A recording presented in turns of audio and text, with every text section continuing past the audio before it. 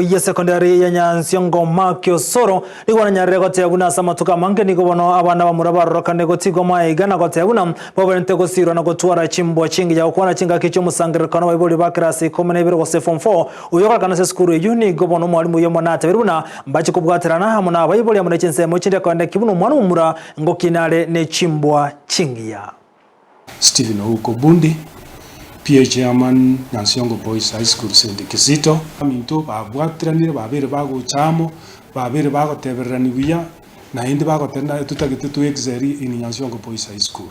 Na hindi we are very happy that we have very good students, well disciplined, na hindi na bantu banjita masomo, batagete to make sure that this year na hindi tuabere number 1.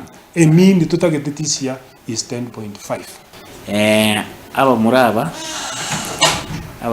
bebange to byasana na muraba well discipline and baraba iwere iyengo saba abayiboli abalimu n'abana babegenda kemo egere na turabitekirani okugani wetu nkolinga abana baitu bakole bya.